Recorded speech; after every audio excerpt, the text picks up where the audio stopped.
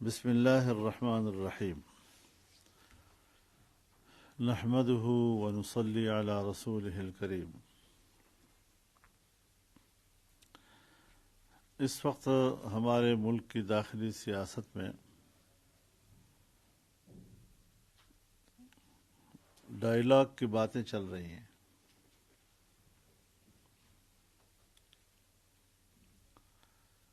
لیکن مذاکرات کس سے؟ جس سے مذاکرات کے لیے ہم پر دباؤ ڈالا جا رہا ہے یا جس سے مذاکرات کے لیے خواہشات کا اظہار کیا جا رہا ہے، ہم سب کا اس بات پر اتفاق تھا کہ 2018 کا الیکشن میں دھاندلی ہوئی اور یہ دھاندلی کی بنیاد پر بطور اقتدار آیا تھا۔ اور آج عمران خان کہتا ہے کہ الیکشن کو تسلیم کرنے یا نہ کرنے کا فیصلہ نتیجہ آنے کی صورت میں کروں گا۔ یہ بھی ان کی بات آ چکی ہے۔ یہ بھی وہ کہہ چکا ہے کہ اگر 2/3 اکثریت میری نہ آئی تو میں نتیجہ تسلیم نہیں کروں گا۔ یہ بھی اس کی بات آئی ہے کہ اگر سادہ اکثریت سے میں کامیاب ہوا تو دوبارہ اسمبلیاں توڑ دوں گا۔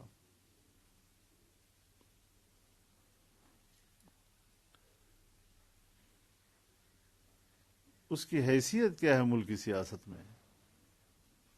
دھاندلی کی بنیاد پر ناکام اور نااہل اور نالائق حکومت کرنا، اور اپنی نالائقی کا کردار کیا ہے اس کا؟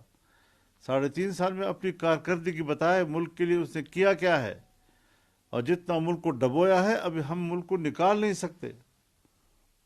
اس کشتی کو کنارے لگانا ہمارے لیے مشکل ہو گیا ہے۔ کیا ہم نے اس ملک کو توڑنا ہے؟ کیا ہم نے فیصلہ کر لیا ہے کہ ہم نے اس ملک کا خاتمہ کرنا ہے؟ اگر دوبارہ یہ اقتدار میں آتا ہے تو اس کا نامکمل ایجنڈا مکمل کرنا ہے۔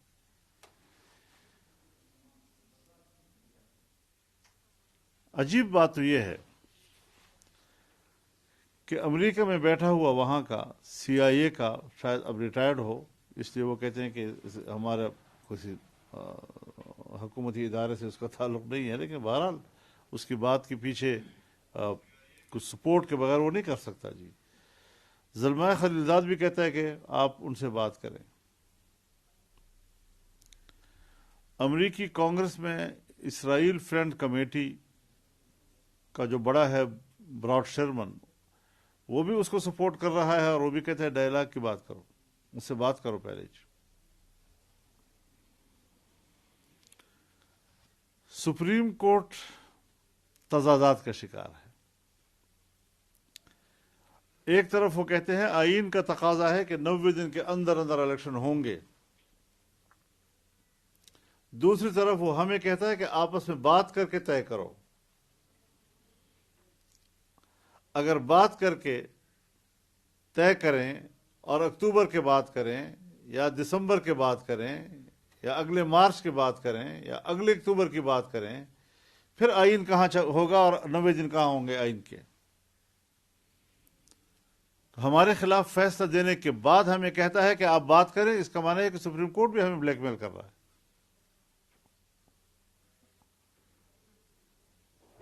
وہ ڈائیلاگ کی بات کر کے خود اپنے 90 دن کی نفی کر رہا ہے، آئین کی نفی کر رہا ہے۔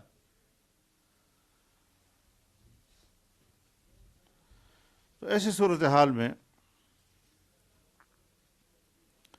ہماری جماعت اور PDM ایسے لوگوں کے ساتھ بات کرنے میں کسی قسم کے ملک کا مفاد نہیں دیکھ رہی۔ ہاں، اگر ہم نے کسی کو خوش کرنا ہے، اس کو میسج دینا ہے کہ جو آپ چاہ رہے ہیں تو میں بھی وہی چاہ رہا ہوں، یہ الگ الگ بات ہے۔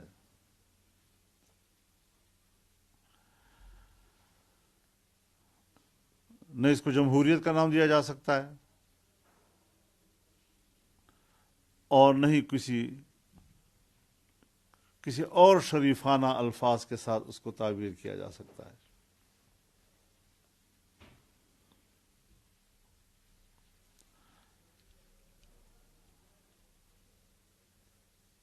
اسمبلی پارلیمنٹ قانون پاس کر رہی ہے، ابھی وہ ایکٹ بنا نہیں، چیف جسٹس صاحب نے 8 رکنی بینچ بلا لیا، فوری طور پر بلایا۔ کیا جج نے دوسرے فریق کی بات نہیں سننی؟ اس نے حکومت کو بلایا، کیا اس نے بات سنی ان کی؟ اور ایک ہی نشست میں فیصلہ دے دیا، اور پھر کہتے ہیں یہ فیصلے تسلیم کرو۔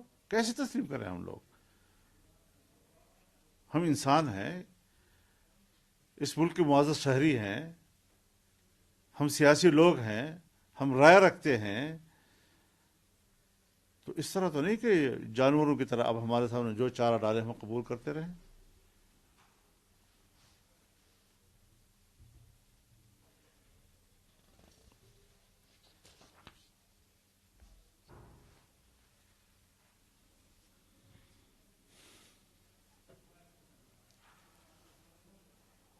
آئینی طور پر تو پھر اختیارات تقسیم ہیں، ہر ایک کا ایک دائرہ اختیار ہے۔ عدلیہ کا اپنا دائرہ اختیار ہے، انتظامیہ کا اپنا دائرہ اختیار ہے۔ آپ کیوں مداخلت کر رہے ہیں اس میں؟ مقننہ کا اپنا دائرہ اختیار ہے، کسی کو چھوڑا آپ نے؟ الیکشن کمیشن کے اختیارات آپ نے سلب کر لیے، یہاں تک کہ پورا الیکشن شیڈول دے دیا۔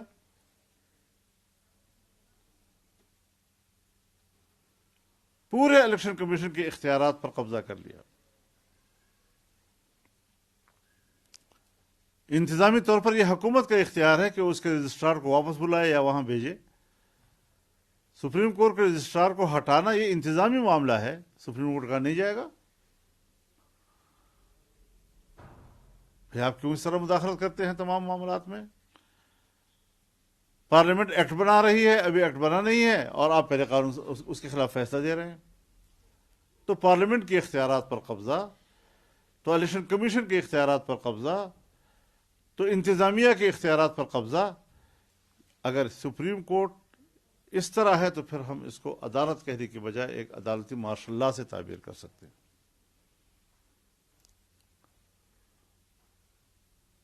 اور ہم اس مقصد کے لیے سیاست میں ہیں کہ ہم نے آئین کو ماننا ہے، قانون کو ماننا ہے، لیکن آئین اور قانون کا سہارا لے کر جبر کو تسلیم نہیں کرنا۔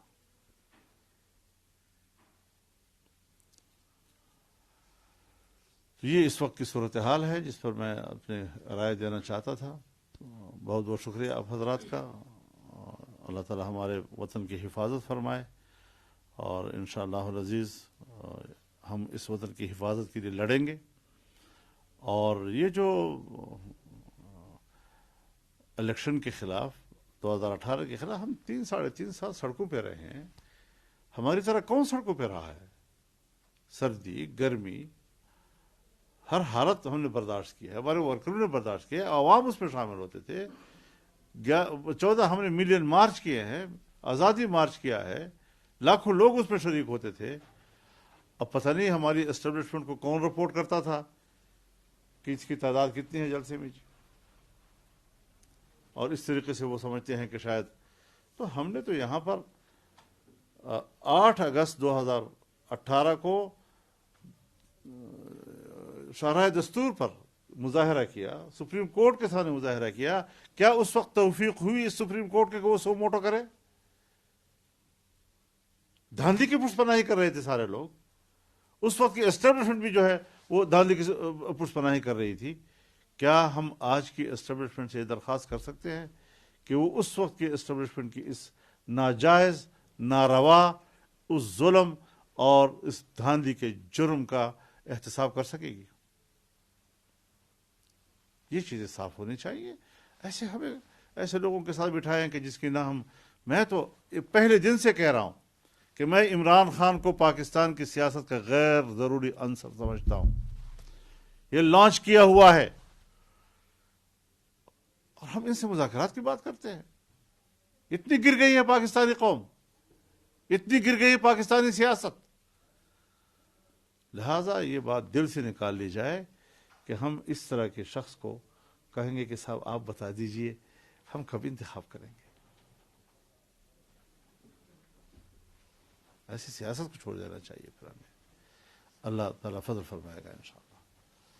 مولانا صاحب اگر ایک بتائیے گا کہ ہمارے آرمی چیف صاحب نے کہا ہے کہ نہ نیا پاکستان نہ پرانا پاکستان بلکہ ہمارا پاکستان، ایک انہوں نے یہ بات کہی ہے. دوسری بات یہ ہے کہ پیپلز پارٹی والے سب سے زیادہ مذاکرات کی بات کر رہے ہیں.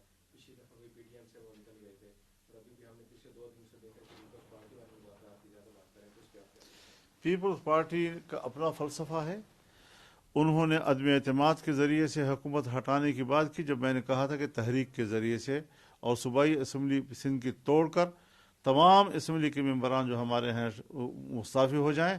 ہم پوری تحریک کی قوت کے ساتھ اس نظام کو تبدیل کرنا چاہتے ہیں. آج الیکشن ہو جاتے، ملک میں کوئی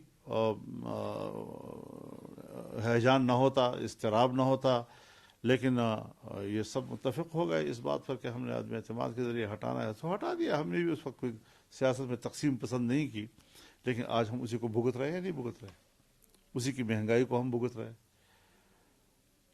اور اپنے آپ کو مظلوم بھی بنا رہے ہیں لوگوں کے سامنے. اور وہی مہنگائی ہے کہ جس کو آج وہ استعمال کر رہا ہے اپنی اڑان کے لیے، اور وہی مہنگائی ہے جو ہمارے لیے ایک مشکل کا باعث بن رہی ہے. اس قسم کے فلسفوں پر اختلاف تو مختلف ہو سکتے ہیں، لیکن ہم پہلے بھی آپ کے سامنے یہ بات کہہ چکے ہیں کہ یہ ہماری سوچ کے مطابق نہیں تھا. ہمارا تصور کچھ اور تھا، اور ہم نے 3.5 سال جو سڑکوں پہ گزارے ہیں اس سے حالات تبدیل کیے ہیں. اس نے ملک کے اندر ایک شعور پیدا کیا، قوم کے اندر ایک شعور پیدا کیا، لیکن اس کی قدر نہیں کی گئی. سو اب ہم نئے نئے تجربے روز روز نہیں کر سکتے. جی مولانا صاحب، ابھی کل آصف زرداری صاحب نے ایک انٹرویو دیا، اس میں انہوں نے کہا کہ باجوہ صاحب نے دھمکی دی تھی مارشل لا کی، اور انہوں نے یہ کہا تھا کہ اگر آپ مذاکرات کرتے ہیں، تحریک عدم اعتماد واپس لیتے ہیں تو معاملات طے ہو سکتے ہیں. لیکن میں نے اور مولانا فضل الرحمان نے اس مطالبے کو تسلیم نہیں کیا تھا. اس حوالے سے آپ کچھ کہیں گے؟ اس وقت کی سینیریو کیا تھا اور کس وجہ سے آپ نے پھر حکومت بنائی، اور جب آپ نے یہ فیصلہ کر لیا تھا کہ مئی میں حکومت جو ختم کر کے الیکشن میں جائیں گے، تو پھر کس نے روک دیا تھا کہ الیکشن میں مت جائیں؟ دیکھیے، اکتوبر میں بھی ہمارے ساتھ مذاکرات ہوئے. باجوہ صاحب نے پورا اختیار جو ہے جنرل فیض حمید کو دیا. جنرل فیض حمید کے ساتھ بیٹھے تھے چودھری شجاعت حسین اور چودھری پرویز الہی. میرے ساتھ بیٹھے تھے اکرم درانی اور طلحہ محمود. 6 آدمیوں کے مذاکرات میں باقاعدہ اسمبلی کی توڑنے کی بھی تاریخ متعین ہوئی، اور الیکشن کے نئے شیڈول کی بھی تاریخ متعین ہوئی، اور اگلے سال مارچ میں الیکشن کرانے کی بھی بات طے ہو گئی. جب ہم نے دھرنا اٹھا لیا تو کہا جی ہم نے تو کوئی بات ہی نہیں کی. کیا اتنی ذمہ دار پوسٹوں پر بیٹھنے والے لوگ وہ بھی اس طرح کی کچی باتیں کرتے ہیں؟ اور نہ چودھری صاحبان کو کوئی احساس ہوا اس بات کا کہ بھئی ہم نے تو شریف لوگ ہیں، ہم نے تو ایک زبان دی تھی، اور میں ذرا تھوڑا وزردار آدمی ہوں. کسی کو منہ پہ کہنا کہ جی لکھ کر دو، پہلے دستخط کرو، تو ذرا تھوڑا اس تکلف سے میں نے بھی اجتناب کیا. لیکن بہرحال یہ طے ہوا تھا کہ انتخاب ہوں گے، اور نہیں وعدہ پورا کیا. تو ایک وعدہ تو نہیں ہے. باجوہ صاحب کی کس بات کو ہم روئیں گے جی؟ جنرل فیض حمید کی کس بات کا ہم روئیں گے جی؟ بس ٹھیک ہے، اب وہ چلے گئے ہیں. اب ان کی اپنی اسٹیبلشمنٹ جو ہے، ان کا اپنے ادارے کا فرض بنتا ہے کہ وہ اس حوالے سے ذرا خود سوچیں. اب ہر بات پہ ہم کہیں، ہم فرنٹ پر آ کر بات کریں، تو یہ ساری چیزیں ان کے سامنے ہیں. ایسا نہیں ہے کہ یہ لوگ جانتے نہیں ہیں، ان تمام چیزوں کو سب لوگ جانتے ہیں. صاحب یہ فرمائیں کہ ابھی سمجھ میں یہ نہیں آ رہی کہ عمران خان کو سپورٹ کر رہی تھی اسٹیبلشمنٹ، تو فل سپورٹ کر رہی تھی اور کھلے عام سپورٹ کر رہی تھی. جب نیوٹرل ہوئی تو عمران خان کو میدان میں چھوڑ کے آپ لوگوں کو آگے دھکا دے دیا، دلدل میں پھنسا کے، اور نیوٹرل ہو گئے.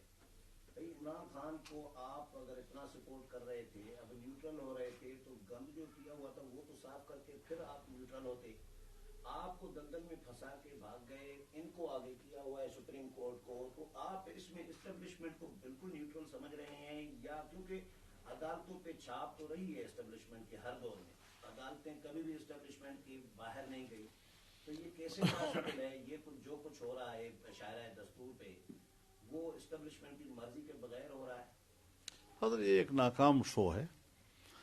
15-20 وکیل اکٹھے ہو جاتے ہیں, اس سے زیادہ ان کے پاس کوئی اسٹرینتھ ہی نہیں ہے. اور یہ ہمیشہ اس قسم کی چیزوں کو راستہ دیتے ہیں کہ کسی طریقے سے بھی ہو لیکن ایک ناجائز بات کو جائز بنا سکے. جو اپنے آپ کو ماہر سمجھتے ہیں نا, ہم قانون و آئین کے ماہر ہیں. تو اس حوالے سے بڑی ایک اتفاق رائے ملک کے اندر موجود ہے. پاکستان میں ایک قومی حکومت موجود ہے, تمام کی اتفاق رائے کے ساتھ حکومت موجود ہے, اور صرف ان لوگوں کی نہیں کہ جو پی ڈی ایم میں تھے. پی ڈی ایم سے نکلنے کے باوجود پیپلز پارٹی بھی اس حکومت میں موجود ہے. پی ڈی ایم سے نکلنے کے باوجود اے این پی بھی اس حکومت میں موجود ہے. ایم کیو ایم بھی اس حکومت میں موجود ہے. باپ پارٹی بھی اس میں موجود ہے. انڈیویجول بھی موجود ہے اس کے اندر. تو ہم جہت اس وقت یہ ایک قومی حکومت کی حیثیت رکھتی ہے, اور اس پوری قومی ویژن کو آپ ایک عمران خان کے لیے قربان کر دیں. کوئی عقل ہے کسی کے پاس؟ اس کو عقل کہتے ہیں, اس کو ویژن کہتے ہیں. اس سے ہم مروب ہو جائیں. فضل الرحمان ایسی ویژن سے مروب ہونے والا نہیں ہے جی, انشاءاللہ. مولانا صاحب, آصف زرداری صاحب نے ایک سیاسی ڈائلاگ کمیٹی تشکیل دی ہے, تو آپ پہ کوئی دباؤ ہے زرداری صاحب کی طرف سے بھی عمران خان سے مذاکرات کریں؟ ہمارے ساتھ ابھی تک اس بارے میں کوئی بات نہیں ہوئی, لیکن ہمارا موقف واضح ہے جس طرح ہم نے آپ سے عرض کر دیا. سر لیکن ہوگا کیا, ادھر سے فیصلے آئیں گے, ادھر سے پارلیمنٹ مسترد کرے گی, پارلیمنٹ جیتے گی, نتیجہ پارلیمنٹ جیتے گی, قوم جیتے گی, عوام جیتے گی انشاءاللہ. اور ہم پہلے بھی روڈوں پر آنے کے عادی ہیں. کوئی ایسا نہیں ہے کہ ہمیں اس کا تجربہ نہیں ہے. ہم بڑے زبردست قسم کے ایکٹیوسٹ ہیں جی, ہم زبردست قسم کے تحریکی لوگ ہیں. کل اگر پھر اس طریقے سے ان کے لیے کسی نے یہاں حرکت کی, چاہے امریکہ ہو, چاہے یورپ ہو, چاہے پاکستان کے کوئی اور ادارہ ہو, اس طرح کے ناجائز لوگوں کے لیے ناجائز حرکتیں کرنا, پھر بھی ہم میدان میں ہوں گے, کوئی اور نہیں ہوگا انشاءاللہ العزیز. ہم نے یہ راستہ جو ہے وہ بھولا نہیں ہے. ہمارے کارکن عوام جو اس بات کو سچ سمجھتے تھے اور ہمارے ساتھ کھڑے تھے, آج بھی کھڑے ہیں انشاءاللہ. اچھا مولانا صاحب, گزشتہ روز قومی سلامتی کے اجلاس میں آرمی چیف نے ایک بات واضح کر دی کہ پاکستان میں وہی ہوگا جو وزیر اعظم کہیں گے. پاکستان کے جو عسکری ادارے ہیں, آئینی قانونی تمام وزیر اعظم کے ماتحت ہیں.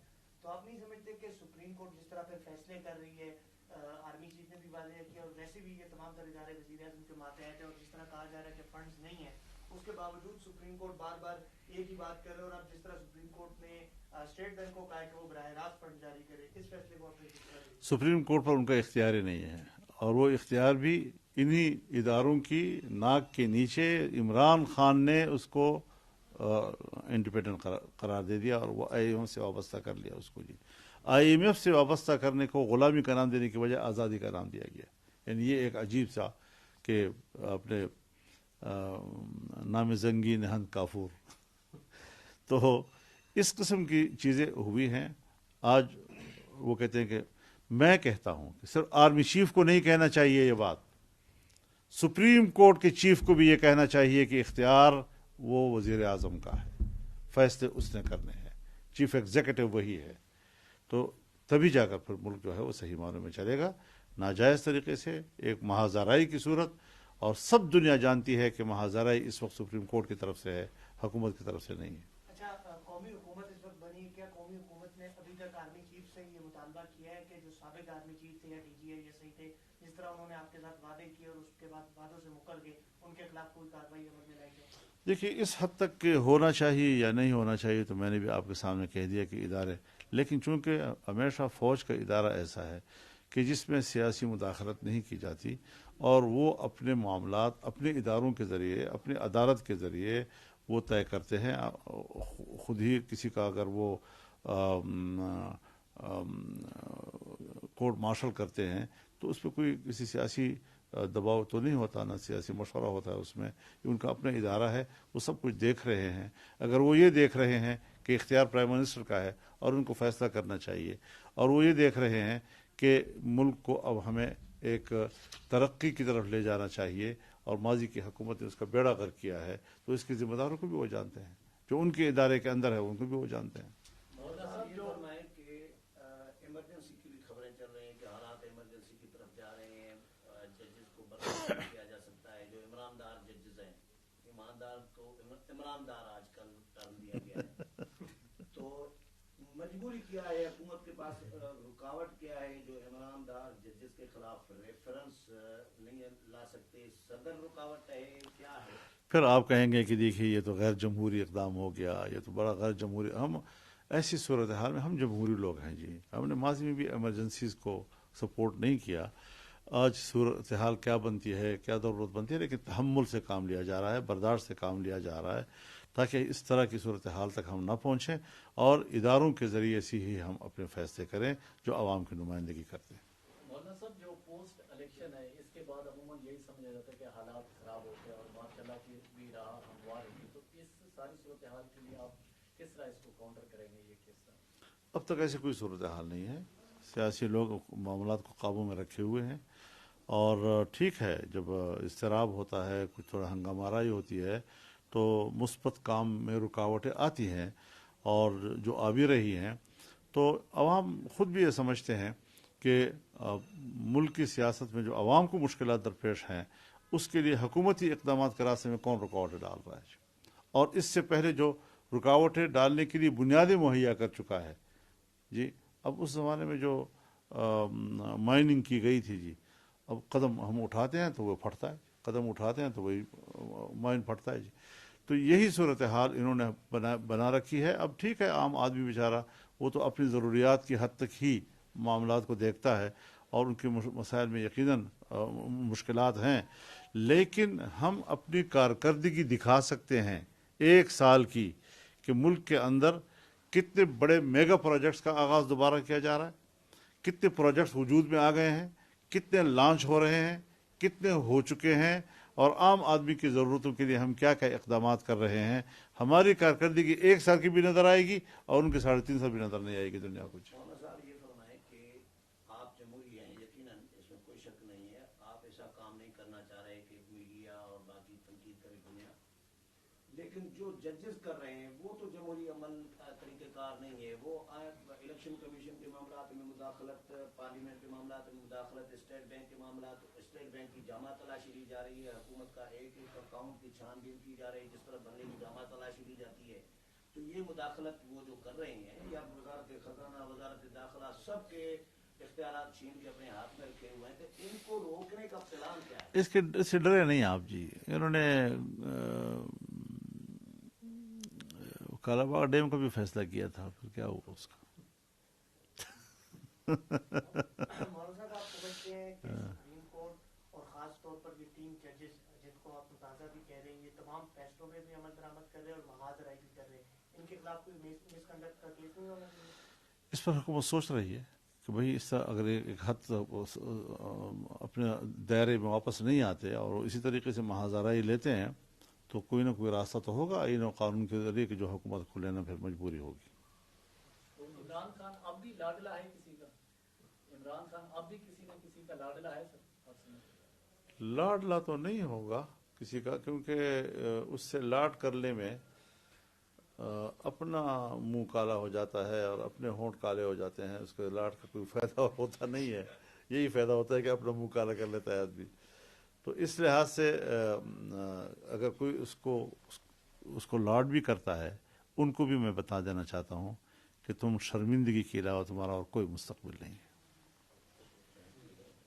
बहुत शुक्रिया आपका।